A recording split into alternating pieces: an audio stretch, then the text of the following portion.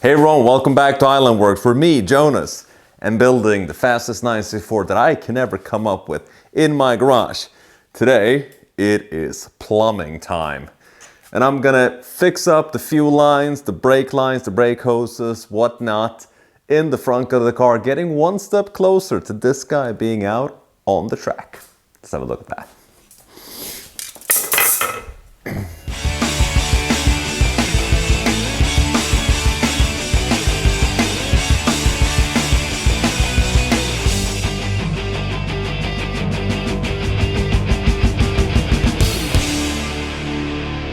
Here we go. Here's the front.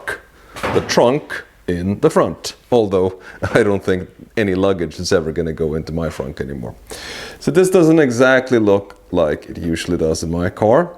It is also not connected, which means none of this works right now. At the end of this episode, hopefully a lot of this stuff is connected. What do we have here? Fuel cell, right? Foam and polyurethane bladder, very safe supposedly, with the dual pumps integrated, as well as the fuel filter. We have my oil tank, which has a filter and thermostat housing on the side there, which comes from another episode. And here is my race ABS. So let's get all the stuff connected, starting with the ABS. It is Bosch M4 race ABS, which is not too dissimilar from the usual commercially available options, except that it's smaller, faster, and much more expensive, which hurts a lot buying it. I bought this secondhand, so I'm hopeful that it will work exactly as it's supposed to. Okay, this might not be the easiest thing to film, but what we do have here is a bulkhead transfer piece. So this one transfers the brake pressure from the two master cylinders on the inside of the car to here. It passes by one brake pressure sensor for the front and one for the back. One of these brake pressure sensors goes into the ABS so that this one knows what's happening, and the other one just goes to the logging of the car. And then there's a brake light switch sensor here so that the tail light can go on. Then at the very top of this, the two lines come out, and they're supposed to go up somehow and in there, right? And what I'm doing to determine how long they need to be is I'm just using a piece of wire, and I've been trying different routings of this to try to determine how long it is. What I have concluded, and I've ordered it and received it already, so it's a little bit like this cooking show concept where it's finished in advance. I've decided to go for hoses in this instance here rather than lines. There's a few different reasons for it. It's not very long. That's one of the reasons. The other one is that there might be a little bit of movement so that would help with the movement. And since it's so short, then it's difficult maybe to take that movement up in a brake line without doing anything special. So let's get this line on, see how it looks.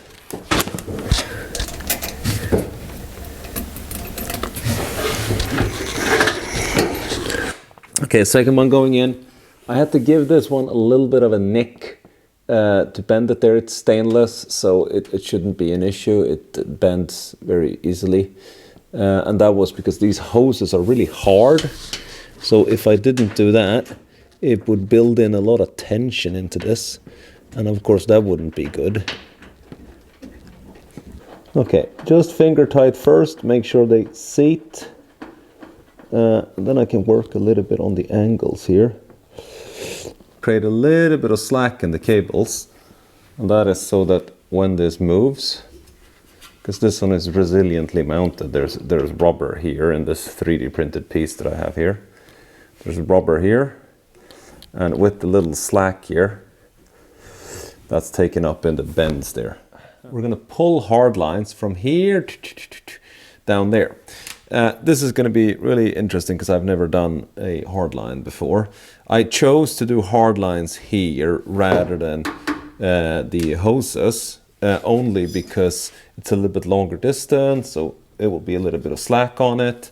And what I'm understanding is there is a little bit of flex in these that you could feel in your pedal whereas on a hardline there is really no flex.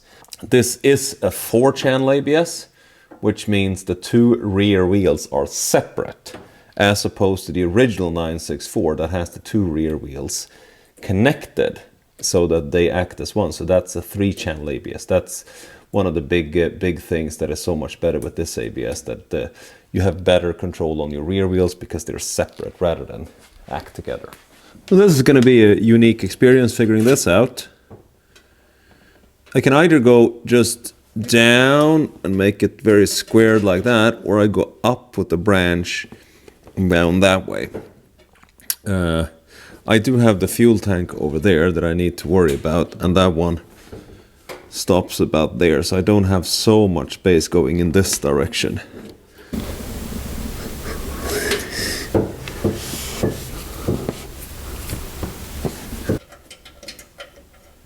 Okay, that's one way of pulling it. Tinkering here, tinkering there for quite a while led me to this little semi-fiasco. I'm not sure. Got lines coming there, going down there, they come in there, and then it's a little bit of a mess in here. What I'm thinking is I'm just going to start with one of these. I take measures as I'm bending it, and then try to see if number 2 becomes similar to number 1. That's just as far as I'm going to get on the brake lines for this instance, because I'm waiting for a tool to get in. In the meantime, I'm going to fix this. This is a strut brace. It sits in between the suspension towers, making sure that they don't move in relation to each other, making the front of the car stiffer. This is the original that I had before starting to tear my car apart. It's got the 2 welded pieces on the sides, and then it's got a nice little aluminum bar that is counter-threaded so that you can stiffen it up if you turn it. It's quite nice, that piece of it. These, however, are not very nice. I'm going to put it in the car and we have a look at it. So this is the concept of a strut brace. It braces the 2 suspension struts. I guess that's where it comes from. So that if you have a lot of side forces, you don't get movement one against the other, because that would change the geometry of the front of the car. This is the original. What I don't like with it is it's high, which kind of looks awkward. And the other thing is that I wanted this one to be low like this, because I wanted to actually use this as a supporting member, fixing the very top of the oil tank. So I'm going to change these out to something else. I have some designs in mind. Let's have a look at that. So what I'm thinking is if I can get this bar to sit really low like this, then I have a good opportunity to just use something to have one of the supporting points up here. It's definitely not going to be the major supporting point, but it's very high up, and it's the only thing that I have that is that high up. So it will be a really good point to make a little fixation. And this is a sturdy piece. It's all good. So I came up with this in my first iteration. It's a little clawy thing that sits like this, just over there.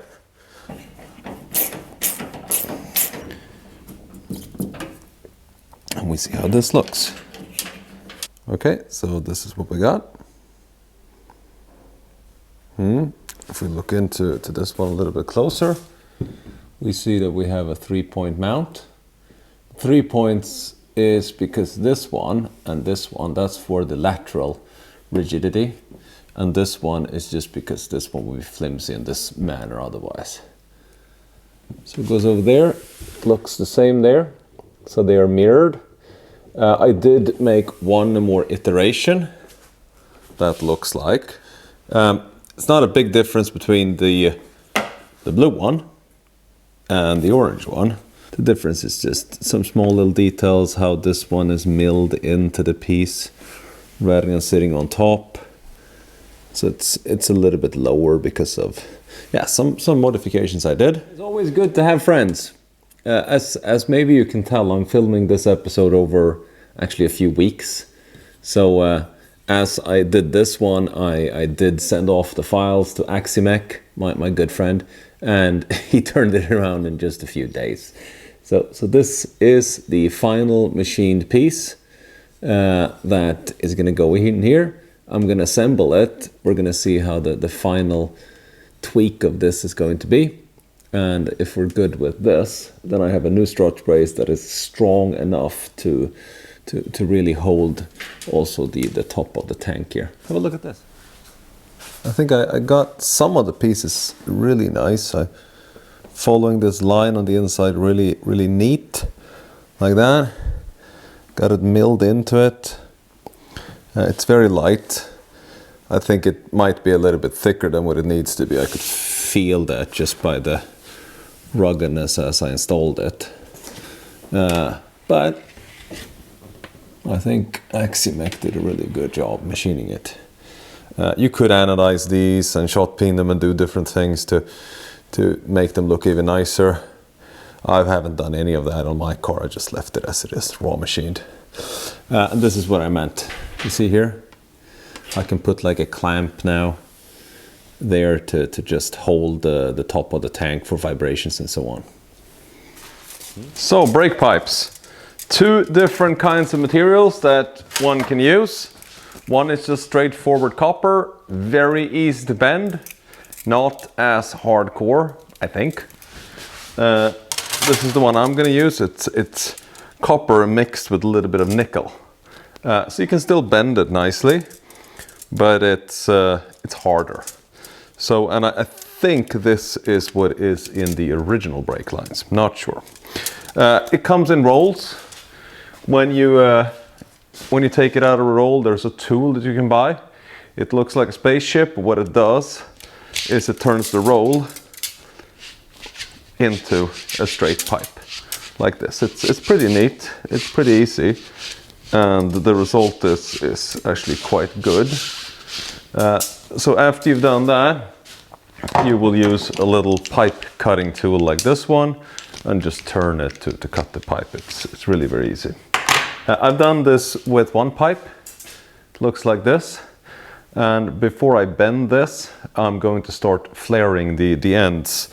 I haven't actually done this before, but I watched a lot of YouTube. And how difficult can it be? So you take this one, you got a DIN side, which is the one we're going to use, and then you have an SAE side here, so Europe, America. We take this one, we put it in this guy, then we take the pipe and we put it so that it protrudes just a little bit, and then we put this guy on top of it. Now that we have it there, we close the little latch here, and we give it a just gentle little tug like that. And what we do after that is we got this little tool revolver here. We're going to take the flat one and just tuck it in there. And what this does is it just seats it. And now that we've seated it, then we'll tighten it properly. And then we see we got yellow for operation 1 and we got green for operation 2. So we're at 3/16, that's the dimension. So we're going to tuck this guy in there, do like this, and it's supposed to be now to just do exactly what we do in the casino. Just push this. Oh wow, it's a lot of force. Okay. And then it's supposed to be to just go for operation 2, which is this one. There. We go casino style again. Okay, I don't know if this is good, but we're going to take it apart and see.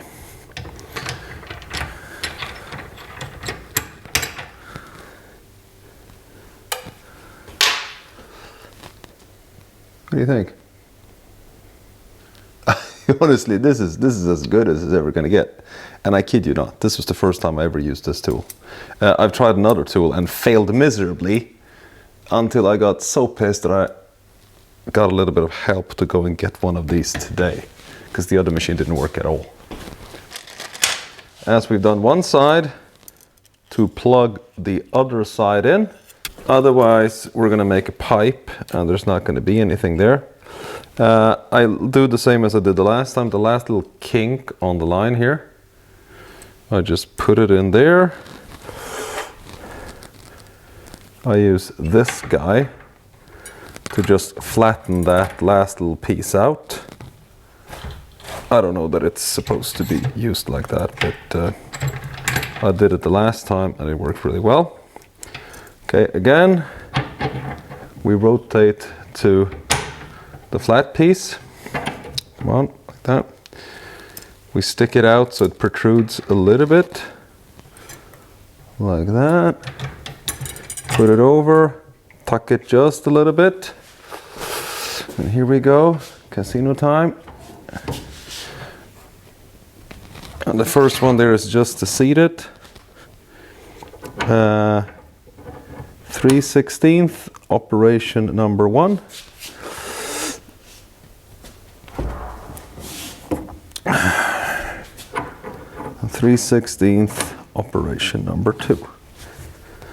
Please let this one turn out well. Okay, it doesn't bottom out apparently.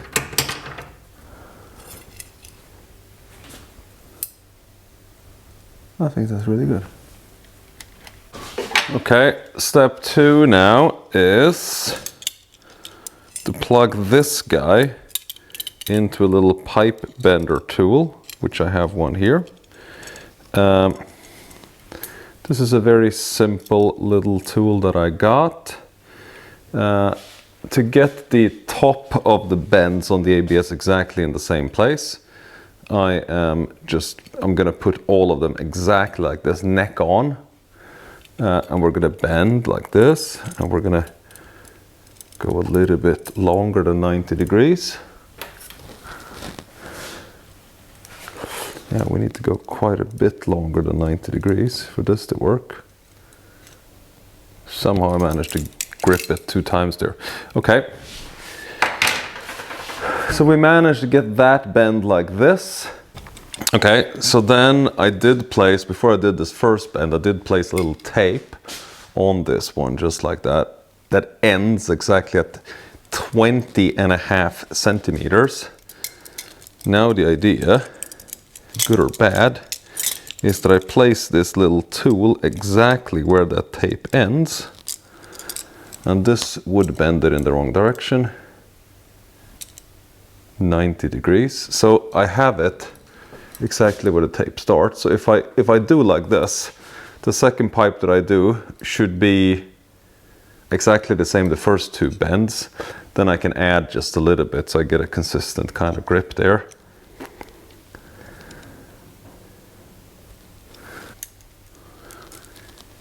Okay, that's not too bad. Then I measured out, according to the other little pipe I had here, or weld wire I had, I measured out 13, hoping that as I bend this one now, it's gonna come exactly in the right spot. 90. So with this tool, you can see the angles you're at here, so it's pretty neat. And it does look like it's sort of straight. It looks actually really good, the thing. It will of course look extremely good if it actually fits later on. Okay, last little bend. Let's see. Oh, how am I going to do this now? This thing is in the way.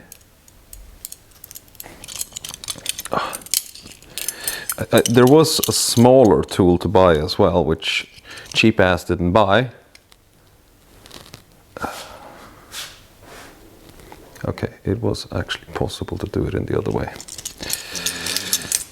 Okay. And I guess no one really expected it to be correct at the first attempt. Right? So because it is a little bit too short there, that kind of messes up everything here. So the whole pipe needs to be a little bit longer. And with some more bending, I did move this tape 2 centimeters out. So I first bent this one just like I showed you before, exactly according to just grabbing it by the neck here and making it as short as possible. Then I extended this tape, which was the starting point of the second bend. I extended that 2 centimeters. And now I have sort of a straight line in here. I did that. I have actually created all of the coming pipes as well. So I'm gonna tighten here and tighten down here. Then I have created these. I have test assembled them, figured out that I need to assemble them in the way that I start with the one furthest in first, because if I don't do that, then there's not going to be any way in the world for me to tighten it. So I'm going to go with this one. And you know it's a great fit when you can just tighten it finger tight with and it goes all the way in.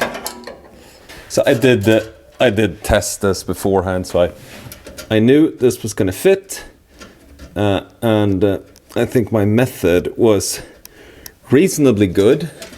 I should say that every single one of these I have made 2 times, right? Because the first one of every single pipe, actually except the last one, the first fit was crazy, so I would see that I was a little bit off down here, so I would move that point a centimeter, and then I could see it was off in the other direction, so I just... Okay, so we got it in there. It's not perfect. No, it's not. I'm pretty proud of the fact that I managed to get it as good as I got it. It feels pretty good. We got some flex in there. The top angle I got pretty good, since I just necked them so that they were exactly the same in the top, and I think that was the important thing, to start from the side you see the most, and then it gets worse and worse as you get in there. But I have just the trick to make it look better. And you guessed it, there is no thing in the world that you cannot fix with the 3D printer. Or maybe there is. So I just created a little holder. It's out of carbon fiber reinforced nylon, so we'll take all the temperature and all these stuff, and it's very strong. So this one I'll just put down here, mimicking a little bit how it is in some of the original setups, and just get the pipes to fall in line with this one. Okay, so there we go. I'm gonna slide this guy down just so that it sits somewhere like, yeah, over here. What do you think about this? It's gonna work? So we got that one there, the little piece for the 4-channel transfer, and then the little bulkhead adapter in there, and the 2 hoses. It's gonna be a little bit tight in here with the harness, but I'll have to make do. Okay, so we're done with the brakes and the ABS and all the hoses and pipes. Time to get down to this bad boy, which is the fuel cell. I covered this in the previous episode. It's an aluminum casing made by Pyrotech in US. Then it has a polyurethane bladder on the inside with foam inside. So it's supposedly very safe if you would ever crash and the thing would compress. Then I have something called a CFC unit here, which is a fuel cell unit from Nuke Performance. This one has 2 pumps and a sort of an internal catch tank on the inside. So one pump lifts the fuel into the can. The other pump actually pressurizes it, puts it out through the filter. So my fuel filter is here in the front, and then the return will come back to here. So everything is inside the tank or on the tank. I'm going to strap this down onto the car. I did make a modification to the tank. So this is not standard for the tank to have these weld-on CNC tabs here. So this is something that Aximech made for me. I actually ordered a bunch of these, welded on some of them. The rest of them you can find on my homepage if you ever need to do something similar. So I have 2 on each side, and then I have 1 in the back. and that's what I'm going to use to strap the tank down with. Let's put it into the car.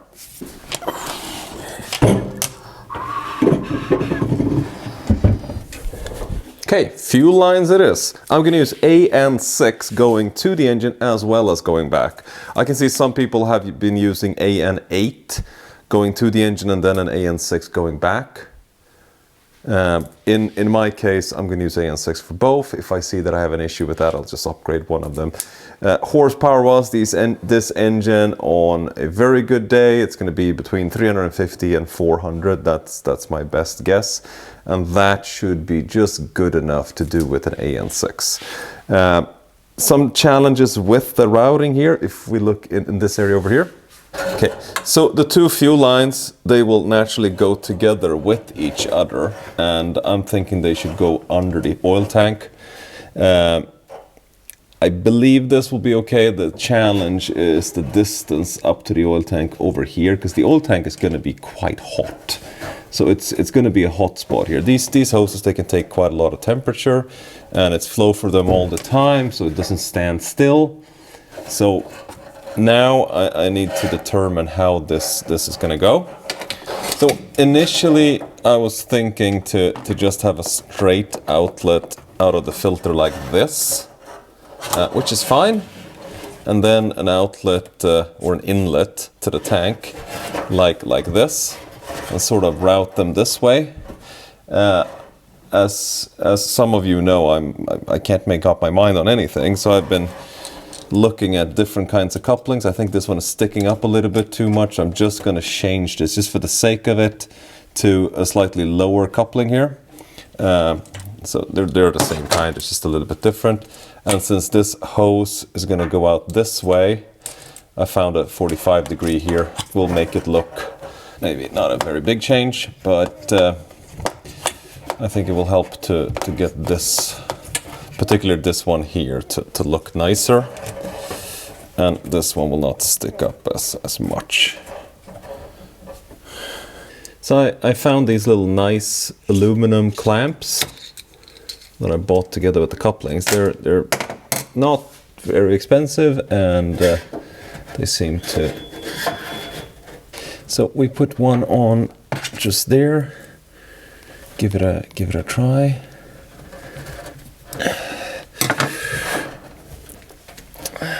Okay. Something like this. Maybe. So I have a little idea of a concept, which is to use this hole and then use this hole down here to attach something. I've created a little part like this. So I'm reusing one of these little clamps, and then I have a piece that is such that I can put it in to one of these holes and kind of grab a hold of the hole and then put the pipe clamp in there. And I'll show you what I mean. So it's really neat today that I have a private filmer, so I can actually use both of my hands. Thank you, Henrik. So it's a little piece just like this, little silly thing, with a little nut in the bottom. So I take this one and I put it in like this, and then I tighten it.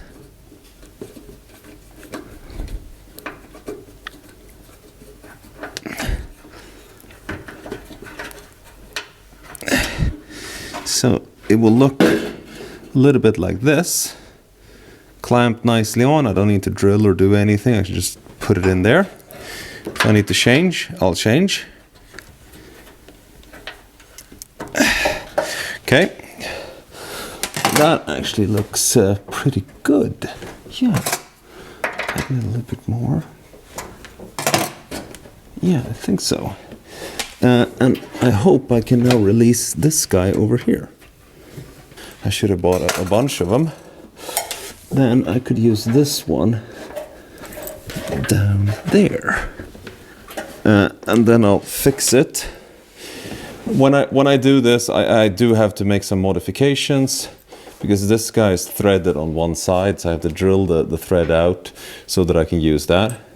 I like how that looks, so I'm gonna sacrifice this one, and then I'm actually gonna buy some more of these. Got a clamp there, got a clamp there. I'm gonna have to put one more down there. We can see here's where the fuel lines, the hard lines, the original ones that I'm gonna reuse, where they connect. I'm gonna have to cut one of these pipes and convert it using one of these clamp ring couplings that ends up with an AN6. I didn't actually find one for a 10mm pipe, so I have converted this one. This was for a 9.5, it's like some kind of inch standard. So I converted a little bit, changed this one to a 10mm version, put new tapers in here. I hope this works.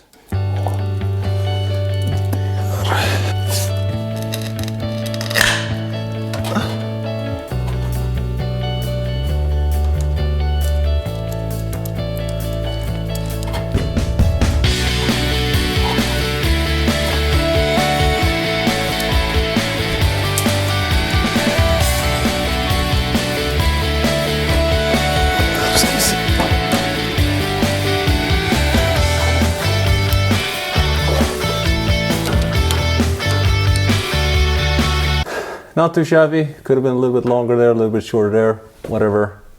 I hope it holds tight. I did the sandpaper a little bit on the pipes here to get a little bit of a smoother surface. And these couplings are converted from, I don't know, 9.5mm, 10mm, I don't know. Some kind of inch standard before that. So see if it works.